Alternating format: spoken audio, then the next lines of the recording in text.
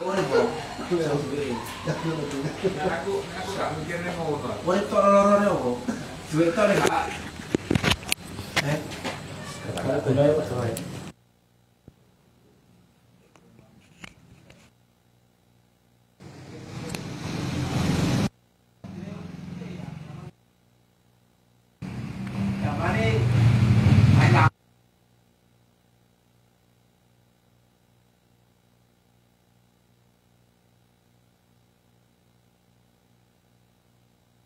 Tapi kalau ngaji, tapi Cuma dhek anak anu jane sewa dhisik kok.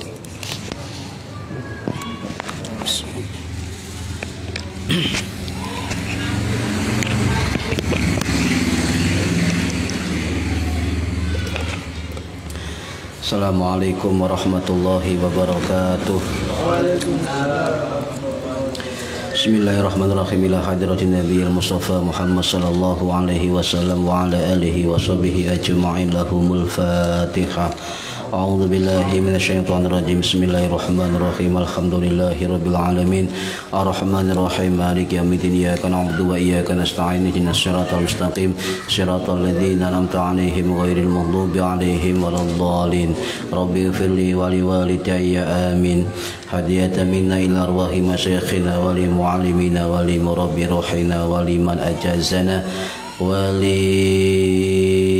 mursyidina wa li muassis nahdlatul ulama ajma'in wa li aulid sati wa li songo ajma'in, khususan ila sultanil awliya syekh Qadir al-Jilani radhiyallahu anhu, khususan ila ruhi musannif kitab wasiatul mustafa al-imam al-muhaqqiqin wa zubatul arifin al-syekh al-imam Abdul Wahab Asy-Sya'rani Asy-Syafi'i rahimahullah wa usulihim wa furu'ihim wa aswajihim wa dzurriyyatihim wa ahli silsilatihim wa muridihim wa muhibbihim wa jam'iyyatihim radhiyallahu anhum.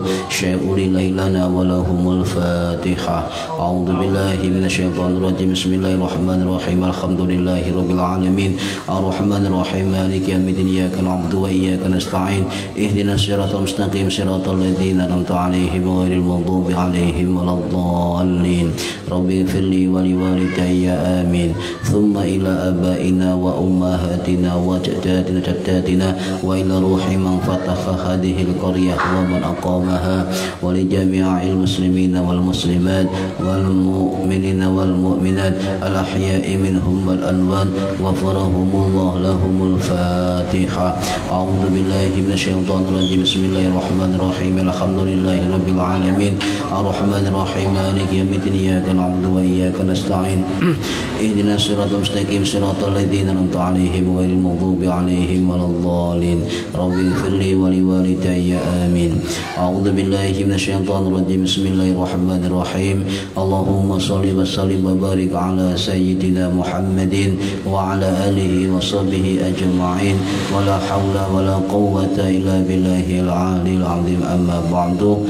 Ingkang kula hormati para bapak jamaah rutin pengajian kitab wasiatul mustafa, mudah-mudahan yang hadir, yang khususnya yang hadir dan yang mendengarkan mendapatkan barokah, manfaat, maslahah wa ni'mata wa sa'adah wa salamah wa syafa'ah fid dini wa dunya wal akhirah.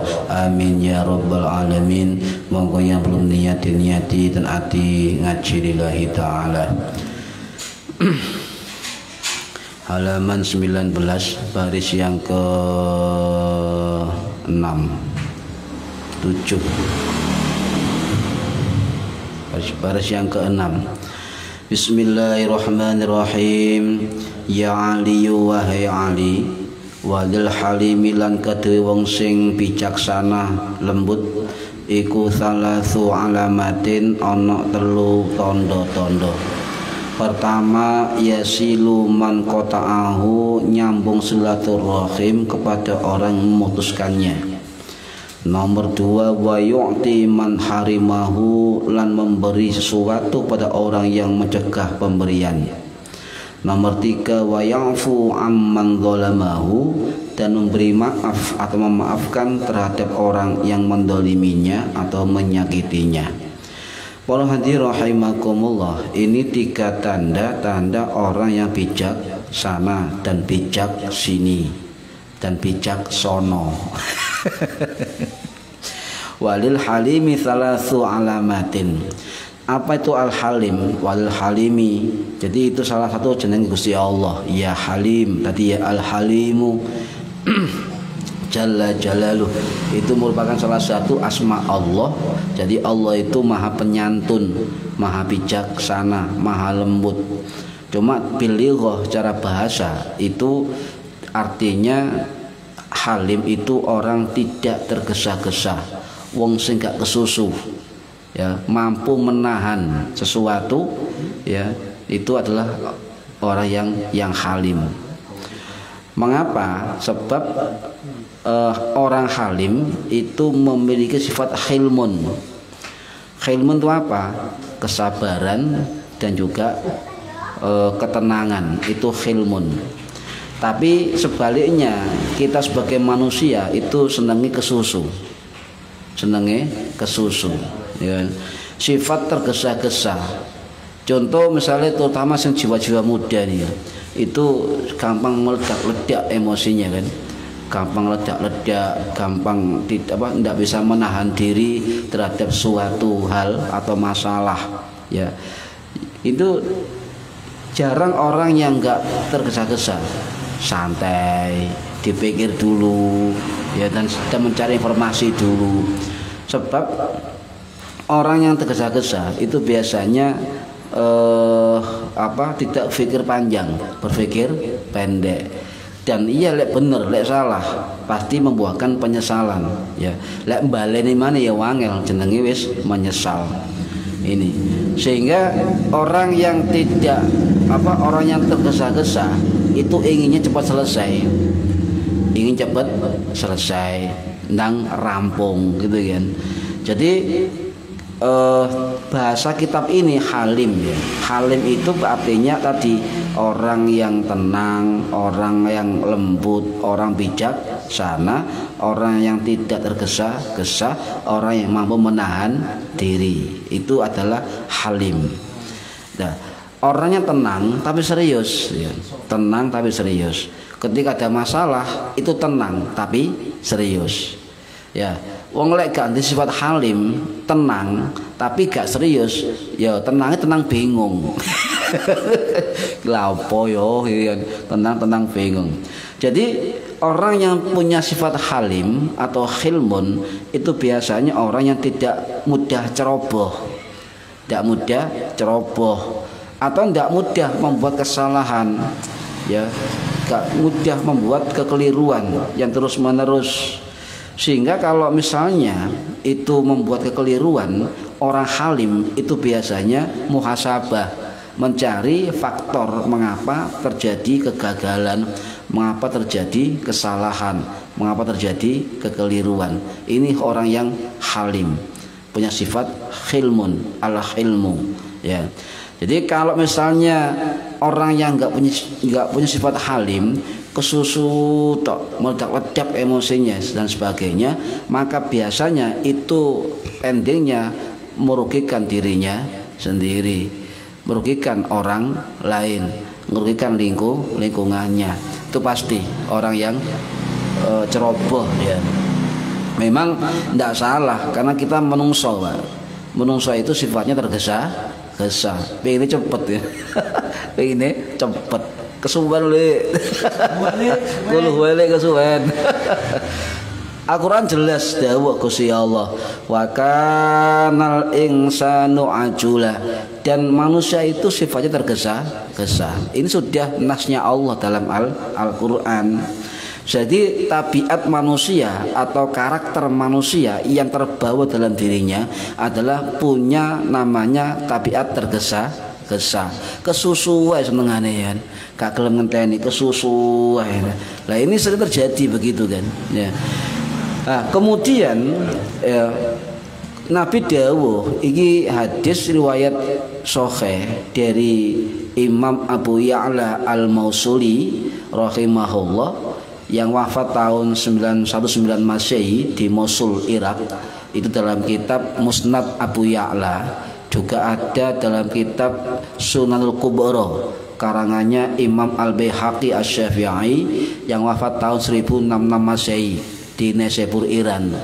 Ini hadis Nabi dawuh ngeten, at-ta'anni minallah, tindakan tidak at-ta'anni minallah, tidak tergesa-gesa, ya, tenang itu adalah minallah, dari Allah, ya. Wal ajalatu minasyaiton, dan kesusu tergesa-gesa dari setan. Lalu kepengin jadi ta'ani minallah, berarti kudu nyidak Gusti Allah, sebab sumbernya Gusti Allah. Dengan apa? Ta'ani mutmainnah, dengan ketenangan hati. Apa? Bidzikrillah tatmainnul qulub, ya. Jadi kepengin gak terkak kesusu, sering zikir. Kepengin gak ledak-ledak, sering zikir. Kepengin gak emosian, sering zikir. Ya, itu termasuk at-ta'ani minallah, bahwa tindakan tenang ya, itu dari Allah. Nah, orang yang tergesa-gesa, ya artinya orang yang nggak punya sifat halim dalam dirinya, nggak punya sifat hilmun dalam dirinya, itu biasanya kalau ada masalah mengambil tindakan itu tanpa pertimbangan, ya. Jadi langsung aja tanpa pertimbangan, nafsu nih, ya. Kemudian kalau tanpa pertimbangan, maka keputusannya nggak terencana, sak munine kan, kesuwen sak munine kan. Itu orang yang nggak punya sifat hilmun atau halim. Dan biasanya saya ulangi, orang seperti ini ceroboh, dimanapun ceroboh. Mbah dadi pemimpin, mbah dadi pengurus, mbah dadi diurusi wong, itu bisa ceroboh karena nggak punya sifat khilmun. Lah kalau ingin sifat khilmun dalam diri kita, maka salah satunya adalah sering-sering untuk berzikir kepada Allah. Ini kalau ingin punya sifat khilmun. Nah, ada makalah dari Imam Zunnun al-Misri, ya, rahimahullah, yang wafat tahun 859 Masehi. Beliau adalah murid dari Imam Malik bin Anas, pendiri mazhab Maliki. Itu mengatakan bahwa ada 4 perbuatan manusia yang membuahkan langsung dari perbuatannya. Jadi ada 4 perbuatan yang langsung membuahkan hasil. Apa? Yang pertama adalah tergesa-gesa, al-ajalah, tergesa-gesa, kesusu. Wong lek biasa tergesa-gesa, kesusu, gak dipikir, itu biasanya langsung membuahkan penyesalan. Ketun, al-ketunu. Lewis ketun gak bisa balik, sulit untuk dikembalikan. Ini adalah al-ajalah. Menurut Imam Zunnun al-Misri, seorang ulama tasawuf besar, murid dari Imam Maliki. Yang kedua, perbuatan apa yang langsung membuahkan hasil adalah perbuatan kagum terhadap dirinya sendiri, al-ujub, takjub dengan dirinya, ya, merasa ya rumangsa iso, rumangsa pinter, rumangsa sembarang kali, ujub, bangga diri. Itu akan membuahkan apa? Membuahkan dibenci orang. Begini, coba sampai ujub. Aku pinter lah pokoknya, kan? Nah, pasti dibenci orang. Ini pasti. Walaupun dibungkus dengan apapun, dengan agama, dengan dalil, dengan apapun, kalau ujub ini ada, itu pasti hasilnya dibenci orang. Tapi kalau sadar, dia istighfar, tobat, tapi nggak sadar dibenci wong, itu nggak sadar, malah digoleki sapa sing ngare benci aku. Itu susah ini. Itu, Pak. Yang ketiga apa? Perbuatan yang keras kepala.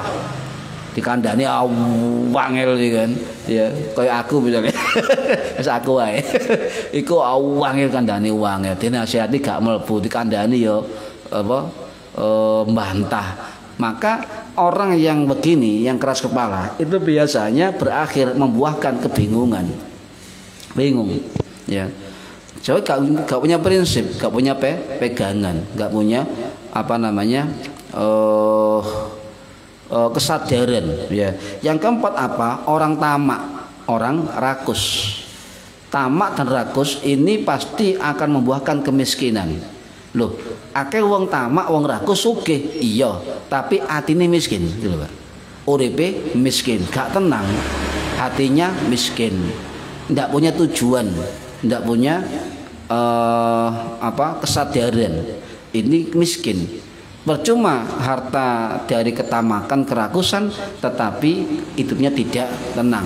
Itu dimaksud dengan kemiskinan secara materi. Nyun sewu, orang tamak, orang rakus ndak ono Pak sing abadi, ndak ada. Pasti ambruk itu ya, pasti. Jadi dunia atau harta yang bersumber dari ketamakan, kerakusan, mau iku agama, mau iku jabatan, perusahaan, apapun itu dari kerakusan, maka nggak lama gitu kok, pasti akan hancur. Ya, pasti miskin. Kalau nggak miskin, dunianya miskin hati ini. Ini menurut beliau, ya ada 4 perbuatan yang langsung membuahkan hasil, yang ketika orang melakukannya. Ya. Kemudian ini terkait dengan kaidah fikih yang berbunyi man istajala syai'an qabla awanihi uqiba bi hirmani. Barang siapa yang tergesa-gesa untuk mendapatkan sesuatu ya sebelum waktunya. Nah ini kan. Kon sabar gak gelem. Cak Kolik tenang, kurang 10 dino kesuwen. Jadi orang yang kesusu ya itu ingin mendapatkan sesuatu sebelum waktunya. Maka apa terjadi? Maka dia akan dihukum dengan apa? Tidak akan bisa mendapatkannya. Kesusuan ya. Ini enggak sabar misalnya kan. Jadi sifat manis ta'jala, orang yang kesusu, tergesa-gesa, gopoh karepe dhewe dan tidak mau menunggu dari waktunya, itu biasanya tidak akan pernah mendapatkan apa-apa. Kalaupun dapat, itu tidak akan puas, ya, tidak akan puas. Nah ini dimaksud dengan sifat orang yang punya sifat tergesa-gesa, ya. Nah, kalau misalnya kita kayak gini misalnya, kita ndonga nang Gusti Allah, ya Allah, njaluk apa jenenge sehat, njaluk apa barokah dan njaluk apa ae nang Gusti Allah, tapi gak sabar menunggu makbul, kesusu malah Allah dilokno ya. Ya Allah, ya Allah. Donga bolak-balik kadi kabulkan. Piye sampean ya Allah, ya Allah. Lah iki protes kan. Ya. Ya Gusti Allah ngene tok karepmu. Nah, jadi kalau kita sabar menunggu pada waktunya dan juga menunggu dengan ketetapan hati yang kuat dan mantap, maka kita itu dalam kebaikan. Ndonyo sewu le. Jadi kita menunggu sesuatu tidak tergesa-gesa, menunggu dengan kesabaran, kesadaran. Maka jenjang menunggu ini itu sebenarnya adalah kita dalam kondisi kebaikan. Ini jarang sih ngerti. Kanjeng Nabi dawuh ngeten, la yazalul abdu bi khairin ma lam yastajil. Senantiasa seseorang hamba berada dalam kebaikan selama tidak tergesa-gesa. Sinten dawuh Kanjeng Nabi. Ya.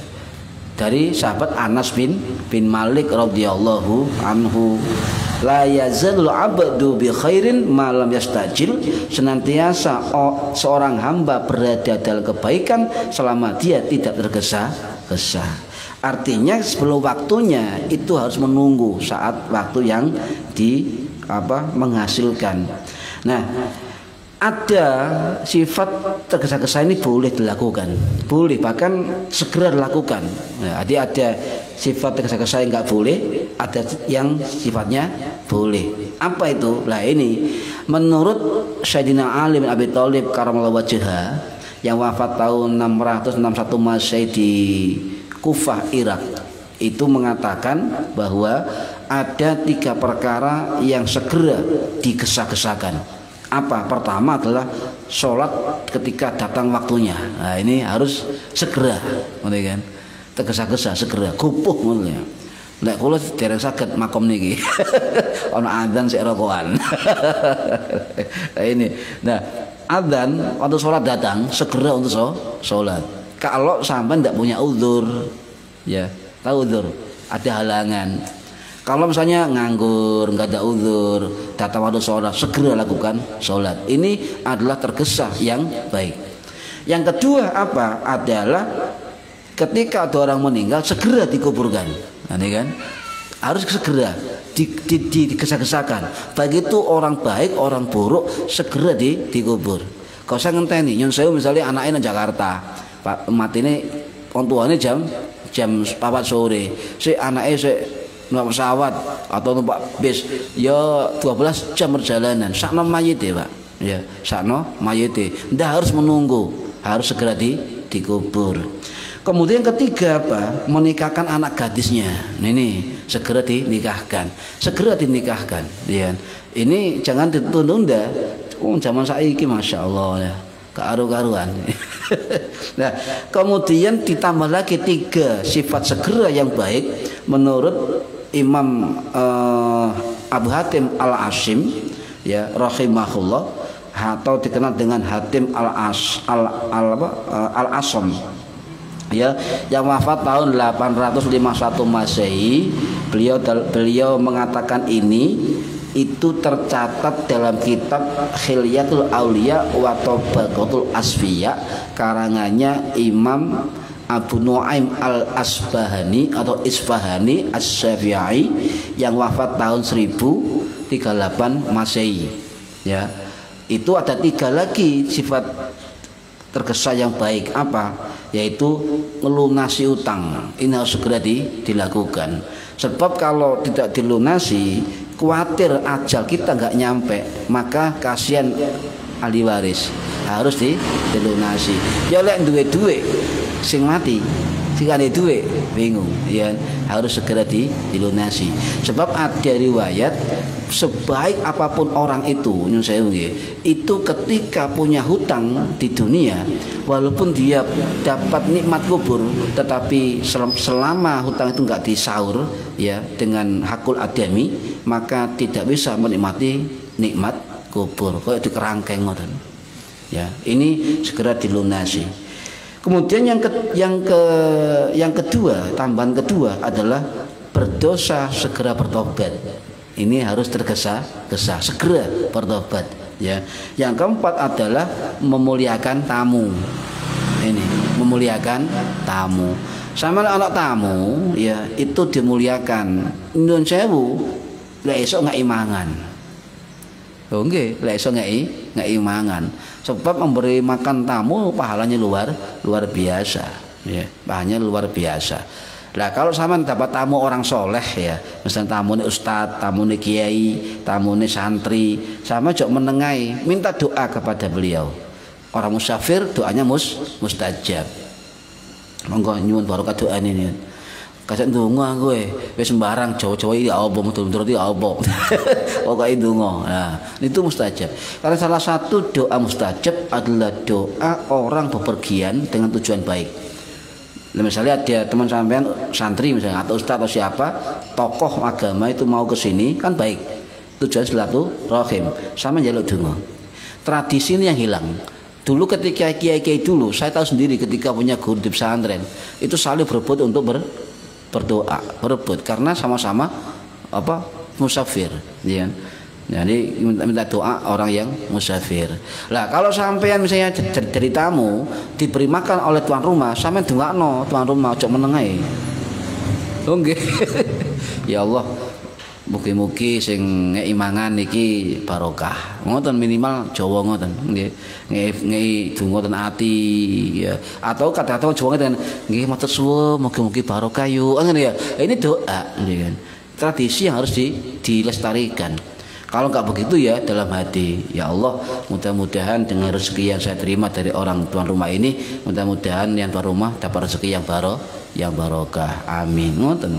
Ya, harus mendoakan. Nah, ini para hadirin rahimakumullah. Jadi sikap halim dalam kitab ini itu ada 3 tanda. Jadi orang yang lembut, bijaksana, orang bisa menahan diri itu ada 3 tanda. Apa yang pertama? Yasilu man qata'ahu, nyambung silaturahmi kepada orang memutuskannya. Terutama saudara, ini tidak boleh putus persaudaraan, tidak boleh. Karena siapa yang memutus silaturahim maka dia akan mendapatkan laknat Allah Subhanahu wa taala, dan doanya nggak akan terkabul selama dia putus silaturahim kepada saudaranya, kepada kerabatnya. Nah, ini kan.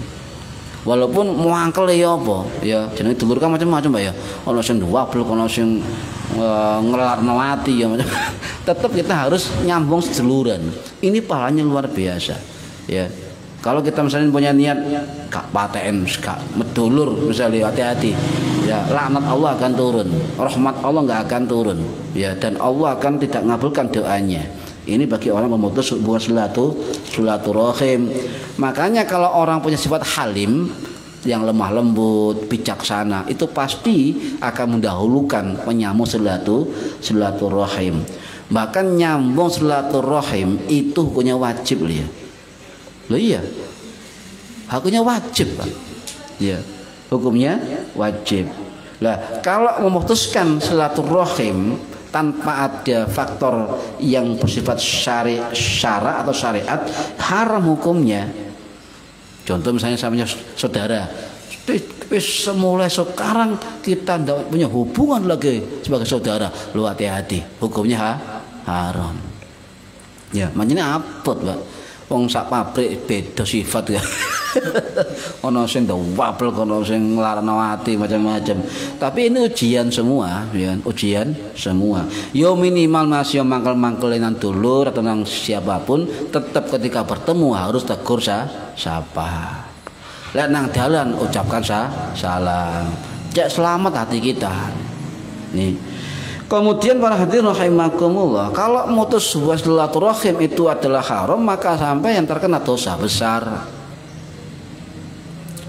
Ya bagaimana Allah memberikan rahmatnya pada kita kalau kita memutus silaturahim, mendatangkan laknat Allah. Doanya tidak akan terkabul selama dia dalam kondisi memutus hubungan. Ini perintah loh, Pak. Ini perintah Allah, juga perintah Rasulullah. Gak main-main untuk hubungan silaturahim, terutama silaturahim kepada kerabat atau saudara yang memiliki nasab atau hubungan kekeluargaan. Ya, ini tidak boleh putus hubungan. Nah, perlu diketahui orang yang silaturahim tidak hanya berkunjung saja, tidak. Biasanya gini kan, ayo nyambung seduluran silaturahim, ya itu bagus, Pak. Tetapi ada tradisi dari agama yang hilang ketika orang silaturahim. Apa? Membantu kebaikan orang silaturahimi. Ya, jadi silaturahim itu sebuah sebuah kinayah, sebuah gambaran yang sangat akhlak karimah, ya. Jadi menyambung kerabat saudara, terutama yang memiliki nasab atau keturunan dan pernikahan, ya, yang terkait dengan nasab atau pernikahan, berarti keluarga, mertua, saudara, istri kan begitu. Itu termasuk kerabat, ya. Maka bersikap sopan, ya, lemah lembut, berkunjung ke rumahnya, ucapkan salam, kemudian juga membantu terhadap kesusahannya. Ini bagian dari silaturahim. Ya. Kalau ingin sempurna loh silaturahimnya, jadi kesanan delok dulu dia kok ono masalah ya. Nah, kalau kita punya kemampuan, kelebihan, kita bantu. Itu sempurna, Pak, silaturahimnya. Ojo mek ini tak dongakno yuk, muga-muga nang laras, muga-muga nang mari masalahe. Jare si dongakno agak udah donga, butuh duit. Ini harus peka. Jadi silaturahim itu tidak hanya saling mengunjungi, tapi bagus kalau saling mengunjungi. Itu bentuk dari ukhuwah, ya, kasih sayang. Tidak bertemu tok, tetapi silaturahim itu juga ada amal lain dalam bentuk apa? Membantu, empati, simpati, mendoakan, sikap sopan santun terhadap yang silaturahimi, juga berbuat baik dalam bentuk kebaikan apapun. Itu bagian dari kebaikan silaturahim, ya. Kadang orang gini kok, Pak. Wah, wis luar kota, bensin tak akeh. Tulung tole. Wis silaturahim. Lho panjenengan iki berkunjung oleh mangan kan? Bayi anak sangoni 10.000, 20.000, didongakno. Jadi isinya silaturahim enggak guyon tok. Harus ada ruang-ruang khusus kita untuk mendoakan atau saling mendoakan. Itu silaturahim, ya. Lah, kemudian ya barang siapa yang memutus silaturahim, ini ya Allah, dosa besar Pak, saestu. Ini langsung dilaknat oleh Allah Subhanahu wa taala. Allah benci dengan orang memutus silaturahim. Ya. Nanti bahkan yang saya kaji Nabi itu memisalkan orang memutus silaturahim itu kayak orang makan bara api. Rawawo apa dia? Yang kayu bara api kok. Wawo ya. Wawo itu dipangan sampean ya. Jadi seperti itu. Ya, Kanjeng Nabi memisalkan. Juga orang pemutus silaturahim itu doanya tidak akan pernah terkabul. Nah ini hati-hati. Doanya nggak pernah terkabul. Baik itu sebab dosa, karena gini, ada perbuatan yang menyebabkan doa tidak terkabul. Satu, berdosa, perbuatan maksiat atau dosa, termasuk makan haram atau sumber haram. Yang kedua, memutus silaturahim. Dan yang ketiga, yang saya tambahan adalah durhaka terhadap orang tua. Ini tidak akan pernah terkabul doanya oleh Allah Subhanahu wa taala. Enggak terkabul. Ya, andai kata kita tidak melakukan dosa, tidak melakukan pemutus silaturahim, tidak durhaka, kok dungane gak mandi-mandi husnudzon kepada Allah. Sebab Kanjeng Nabi dawuh, kalau ada doa seorang hamba yang enggak terkabul di dunia, ya, atau terkabulnya lambat, itu berarti Allah lebih tahu dari dia yang minta. Di waktunya pas Pak, waktu. Atau yang kedua, di dunia tidak terkabul, maka di akhirat menjadi tabungan di akhirat. Atau yang ketiga, doanya akan diganti dengan berbagai kebaikan di dunia. Jangan khawatir, pasti ijabah. Cuma kita nggak tahu, ya. Jadi ada tiga. Satu, dikabulkan di dunia dengan saat yang pas. Hanya Allah yang tahu kapan doa kita terkabulkan. Yang kedua adalah kalau nggak terkabul di dunia, maka menjadi tabungan di akhirat. Yang ketiga, doa sampean itu diganti dengan berbagai kebaikan dari Allah Subhanahu wa taala.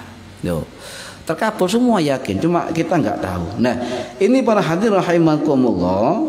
Maka kemudian efek pemutus silaturahim ini adalah ketika di dunia dia akan disegerakan hukumannya.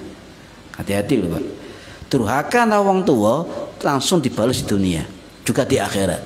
Pemutus silaturahim juga dibalas di dunia, juga di akhirat. Langsung balasannya. Ini orang pemutus silaturahim. Pemane ngene, wis gak tetuluran. Ngono ya. Ya pendam di hati lah. Mendem jero, mikul tuwul mendem jero, mendingan disimpan di hati, ya. Nah, ini ya benci boleh, tetapi ketika bertemu harus tetap tepo seliro, itu juga tegur sapa, ya. Kemudian ya itu diancam oleh Allah. Nyun sewu, lek panjenengan misalnya memutus silaturahim dengan sengaja, ya, kemudian ajalnya tiba, masya Allah.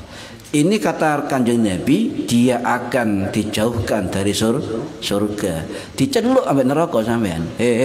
Wong sing mutus silaturahim, rene ojo nang surga. Bagian nak kene bagianmu, iki kaplinganmu iki. Ondhe kapling nang neraka. Kemudian akan terputus banyak kebaikannya. Jadi sial ya munculnya sial dan sebagainya, kan. Ini ya sehingga orang yang banyak kebaikan, maka dia berarti sambung dengan Allah. Enggak. Karena Allah lebih memperhatikan dia. Misalnya kita dalam kehidupan sehari-hari ya, lebih banyak kebaikannya. Berarti kita sudah dianggap Allah orang yang baik. Tapi kalau pemutus silaturahim itu akan diputus banyak kebaikan darinya. Hati-hati. Jadi ini elek. Ya. Jika Allah itu sayang, maka Allah akan nyambung sayangnya pada kita. Tapi kalau Allah itu mutus silaturahim dengan saudaranya, maka Allah akan putus dari Allah, putus dari hubungan dengan Allah. Apapun itu, hati-hati dia. Putus sembarangan nih Pak. Ya. Kalau mutus silaturahim, maka Allah akan juga memutus dirinya. Wah, angel jeru iki Pak. Bahas lek Allah wis gak sayang, Allah wis mangkel, Allah wis laknat, maka otomatis rahmate gak mudun. Jangan harap untuk mendapat rahmat Gusti Allah, baik rahmat di dunia, rahmat di akhirat. Jangan harap. Ya. Hati-hati. Ini mengujian semua. Mangkel boleh, saya katakan mangkel dulur boleh.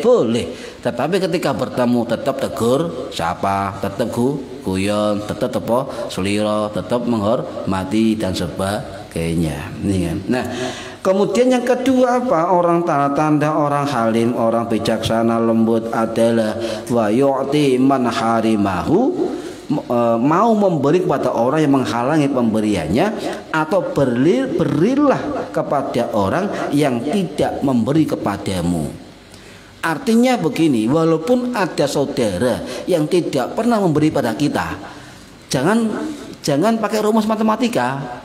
Kata ngei kok, aku juga ngei. Kata Pak ngoten niku. Kata. Lah apa sih ngei? Wong kono gak tau ngei. Ya ini. Berarti kalau punya sifat itu, kita nggak punya sifat halim, nggak punya sifat hilmun atau lemah, lembut dan bijaksana. Nggak usah hitung-hitungan, ya, nggak usah hitung-hitungan. Walaupun saudara atau kerabat atau saudara dari istri tidak pernah ngasih apa-apa, siapa yang mampu dan mau itu kasih, beri, bantu, oleh-oleh, nih kan, oleh. Ojo kemudian pelit, tapi nggak tameng agama. Teko dicak oleh, teko lunga melora. Ndek oleh. Ol donga ae, kan ente. Padahal gak nukono wis donga ae. Donga iki mandi ya, malaikat sing ngamini. Iya, tapi sing arep-arep iki. Misale kan. Nah, ini akhirnya apa? Kita harus ikhlas Pak memberi ya. Lunga luar kota, ada rezeki nggawa oleh-oleh tangga-tangga dikai titik edang gitu kan. Jangan kemudian mikir matematika, enggak tahu ngei ya kok, lha apa ngei? Jangan. Ya. Sebab guru saya dulu tahu dawuh ngeten, sapa sing ngei wong walaupun gak ngei, tapi ngei, maka Allah akan memberi di saat yang kita butuhkan.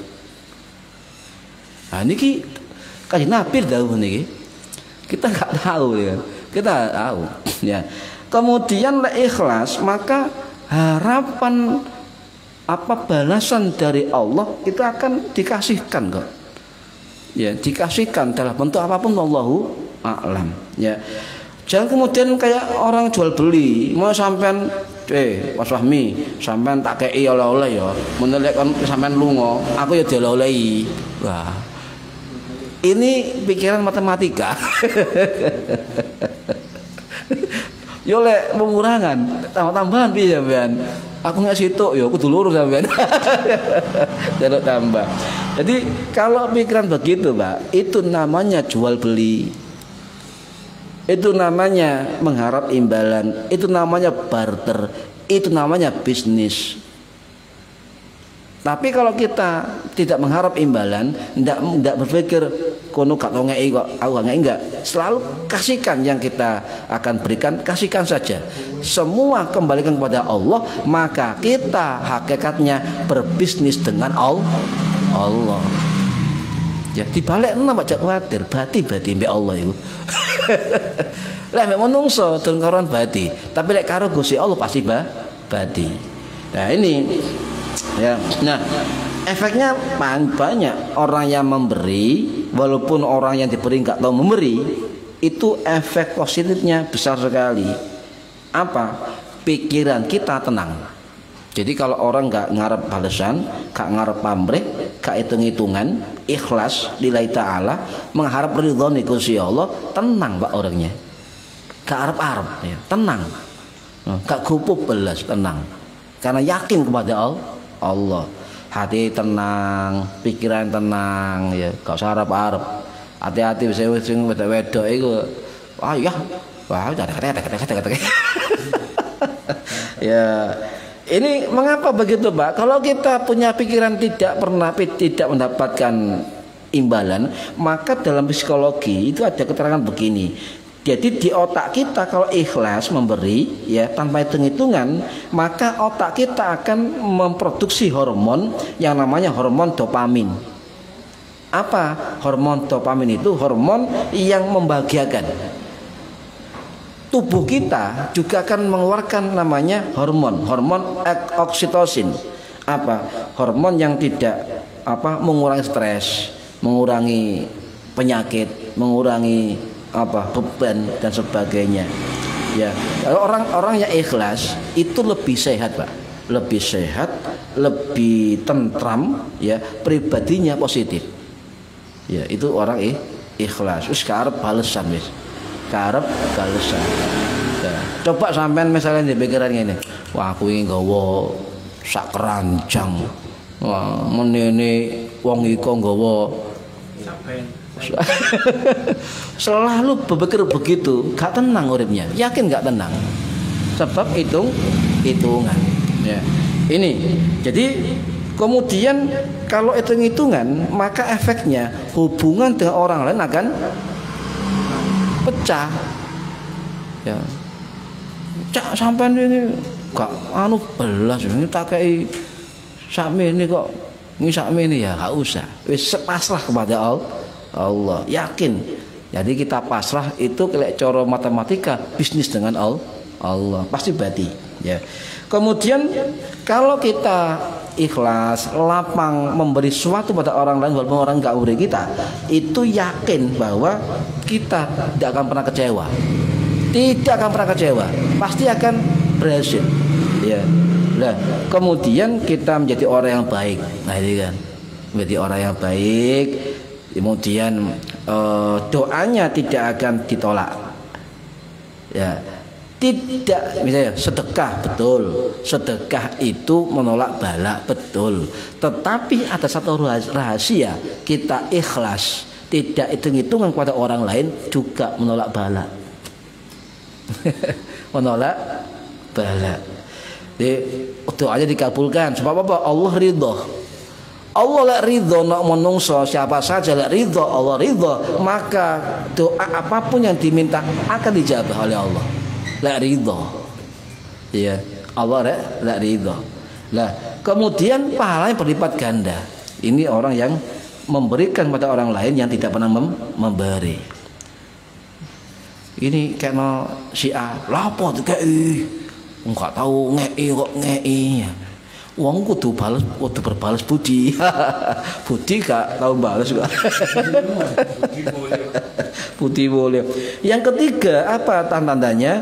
Wa ya'fu amman dzalamahu, memaafkan kepada orang yang menzaliminya atau menyakitinya. Wis ikhlas kepada Allah, lalu sing nyakiti, orang sing zalimi. Cuma untuk menyelamat no hati kita, salah satunya adalah kita mendoakan dia agar mendapatkan hidayah, agar tidak semakin merajalela. Pokoknya ndungane dadi apik itu loh, Pak. Angel ini. Wah, angel, Pak. Mone wong sing dibenci, contoh misalnya Mas Fahmi, wingi si A tiba nanti nak pasar kapok dia coba. Wangel Pak ini, Pak. Kayak ya Allah, mudah-mudahan gak apa-apa, ya kan? Angel itu. Ya, kapok. Mulai tambah bojone, Bu, wingi si atiba. Wah, kotok-kotok tambah wae. Ini. Jadi lek wong memaafkan, Pak, terhadap orang yang menyakiti, itu derajatnya munggah, Pak. Jangan khawatir. Derajat kita akan dinaikkan oleh Allah Subhanahu wa ta'ala. Tidak ada rumus, walaupun orang yang zalimi kita, orang yang pandai, orang yang tapi derajat kita lebih tinggi dari dia di hadapan Allah. Ya, itu pasti, itu janjinya Allah dan dibantu, ditolong oleh Allah Subhanahu wa taala. Ya. Coba Allah dawuh ngeten, Pak. Jadi di Quran itu tidak ada perintah meminta maaf. Tidak ada, sama cari itu. Yang ada memaafkan. Ayo. Sampeyan goleki 6666 ayat, sampeyan goleki. Ono enggak perintah minta maaf? Yang ada memaafkan. Ya. Khudil afwa wa'mur bil ma'ruf wa'arid 'anil jahilin. Jadi ambillah sikap maaf, memaafkan, ya. Wa'mur bil ma'ruf, maka perintah kepada kemakrufan atau kebaikan, wa'arid 'anil jahilin, dan berpalinglah kepada orang-orang yang bodoh. Ya. Ini perlu. Jadi anggap saja orang dolimi kita, walaupun pejabat, walaupun wong pinter, walaupun wong sugih, walaupun duwe pangkat, tapi lek mendolimi kita, anggap saja orang bodoh. Ngoten mawon. Orang bodoh. Nah, kemudian para hadirin rahimakumullah. Jadi ada 3 perkara kalau kita lakukan itu mendapat lebih banyak. Ya, sing dawuh Kanjeng Nabi Abu Hurairah. Ya, nah ini. Nah, apa maksudnya? Ini hadis sahih, Pak. Hadis Imam Muslim, hadis Abu Dawud, hadis Tirmidzi dan lain-lain. Apa? 3 perkara kalau kita lakukan pasti akan mendapatkan lebih banyak. Apa? 1, sedekah. Pasti mendapat lebih banyak. Mau aku ingin nyumbang 1 juta ya gak balik. Misalnya kan, jarene mari sedekah juta oleh ganti. Pancene pikirannya otak-otak makelar. Ini susah. Artinya mengganti Allah tidak hanya berupa uang tunai, Pak. Kesehatan, masalah selesai, apalagi nggak sakit, anak soleh. Ya ini kan, itu bentuk-bentuk pengembalian yang beragam. Yang kedua, memaafkan. Orang yang memaafkan itu pasti akan lebih banyak, dapat banyak dari Allah. Yang ketiga, nyun sewu, ini negatif.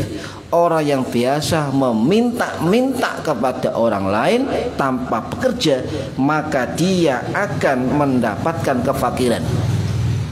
Sampeyan tingali, Pak.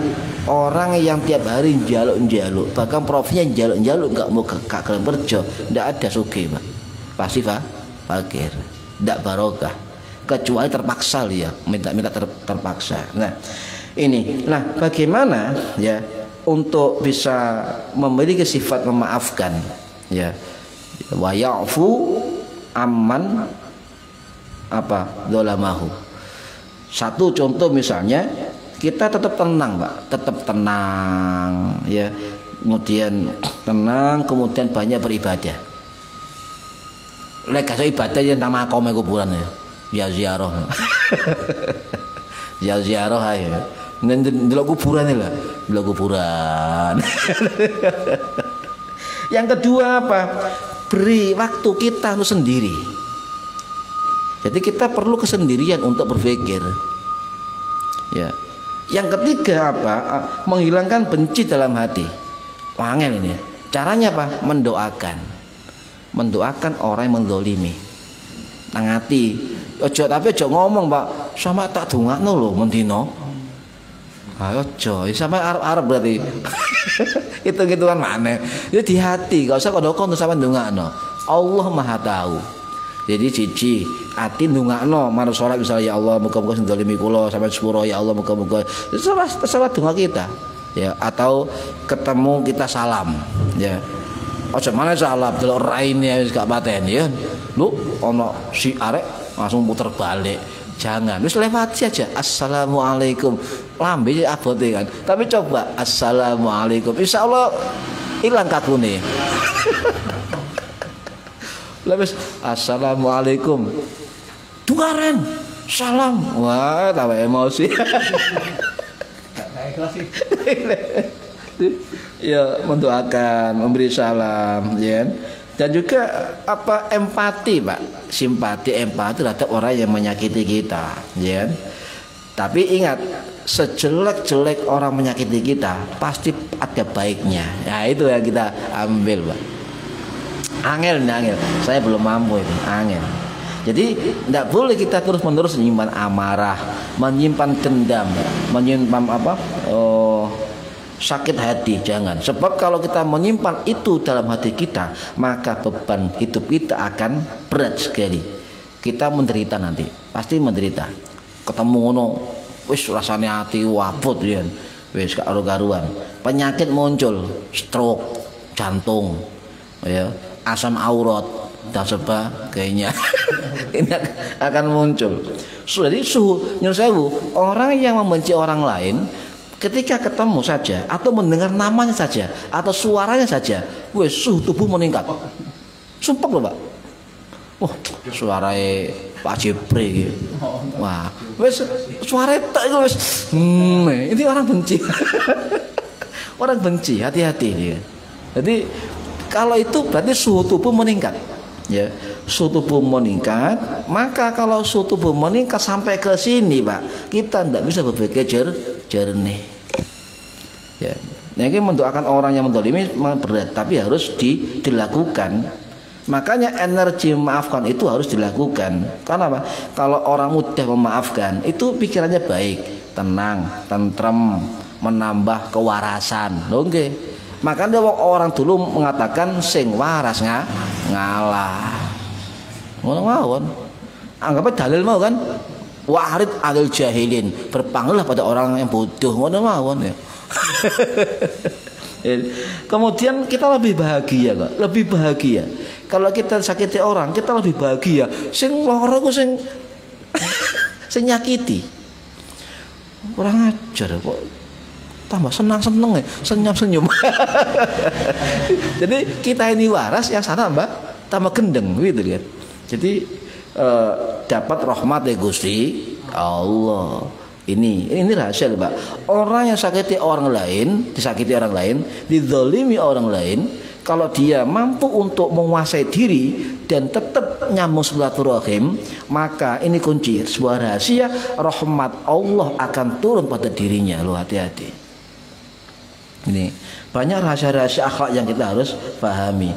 Juga termasuk derajat kita akan tinggi di hadapan Allah. Malaikat hormat, malaikat Pak. Malaikat hormat. Pak Purek dilarani wong akeh sik tenang, malah ndongakno, ya, malah petuk neraktir. Malaikat begini. Hormat. Karena apa hormat? Karena derajatnya diangkat oleh Allah. Ini ya.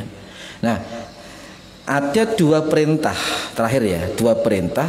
Coba saya buka surah An-Nur ayat 22 ya. Pendek. Wal ya'fu fal yasfahu, maka maafkanlah. Loh, perintah maafkan, bukan meminta maaf. Tetapi orang yang perintah memaafkan itu ada kalimat wal fal yasfahu, maka berlapang dadalah. Nah, kalimat huruf wawu itu huruf atof terkait dilakukan semua.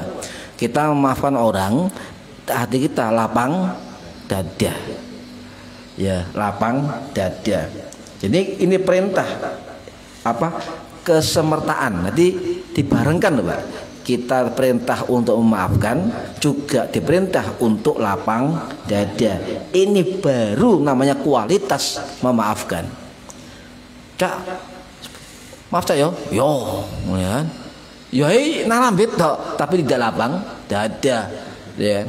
Nah, ini belum sempurna memaafkan orang lain. Ini perintah Gusti Allah. Jadi memaafkan orang plus kelapangan dada kita, ikhlas untuk memaafkan, maka itu adalah yang sempurna. Ya.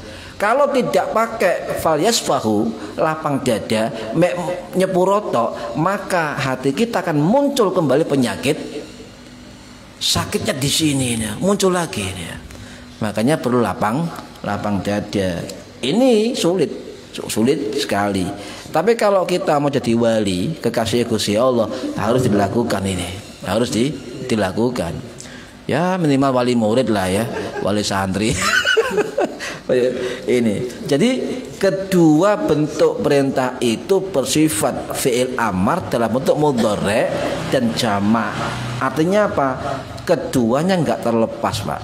Jadi perintah untuk wal yafu, memaafkan, itu dibarengi dengan sikap fal yasfahu, lapang dada. Anggap ae nyepuro wis gak ono apa plong hati. Jadi guru ngene, lek wong memaafkan orang lain hatinya plong. Artinya apa? Longgar, Pak, hati. Jadi terasa, Pak. Terus berarti fal yasfahu, dia lapang dada. Los ya. Allah. Ya ini ya. Kemudian kalau kita ingin diampuni Allah, nyun sewu, orang yang tidak maafkan, orang yang tidak lapang dada, itu sindir kalau Gusti Allah, sindir kalau Gusti Allah. Sambung ayat ya, sambung ayat. Fal yafu fal yasfahu ya Allah tuhibbuna ayyafirallahu lakum. Apa kamu gak gelem oleh ampunan Gusti Allah? Berarti orang yang memaafkan, orang yang lapang dada ketika memaafkan, ini akan berpeluang mendapatkan ampunan Gusti Allah. Enak nih, Pak. Wis oleh rahmat, oleh derajat. Lapang dada si oleh ampunan Gusti Allah, gak istighfar sampean, tapi oleh ampunan Gusti Allah. Ini. Makanya wah iku lho gak tau wiridan ya, gak tau istighfar ya. Tapi kok barangkali beliau mengamalkan rahasia amalia ini. Barangkali kan itu. Ini para hadirin rahimakumullah. Jadi ampunan Allah akan diberikan kepada orang yang memaafkan plus berlapang dada. Otomatis akan mendapatkan maghfirah Allah Subhanahu wa taala. Sampean masih wiritan 10.000 astagfirullahaladzim, astagfirullahaladzim, astagfirullah. Atine benci nang wong ya gak iso, Pak. Mendingan ngeten niki nyepuro lapang dada langsung mudeng maghfirah Gusti Allah. Ecoh nih kan. Ya tetep wiritan, Pak. Sampai ngandel iki gak wiritan, tetep wiritan nggih. Mugi-mugi manfaat ini batunya wal akhirah. Al-Fatihah. A'udzubillahi bismillahirrahmanirrahim. Bismillahirrahmanirrahim. Maliki yaumiddin. Iyyaka na'budu wa iyyaka nasta'in. Ihdinas siratal ladzina an'amta 'alaihim ghairil maghdubi 'alaihim waladdallin. Rabbi ighfirli wa li walidayya amin. A'udzubillahi minasyaitonir rajim. Bismillahirrahmanirrahim. Allahumma shalli wa sallim ala sayyidina Muhammad. Alhamdulillahi rabbil alamin. Allahumma 'alimna ilmal Qur'an wa 'alimna ilma la ilaha illallah wa 'alimna min ladunka ilman nasiru bihi kamil mahyati wal mamat wa sallallahu ala sayyidina Muhammad walhamdulillahi rabbil alamin wallahu a'lam shawab. Assalamualaikum warahmatullahi wabarakatuh.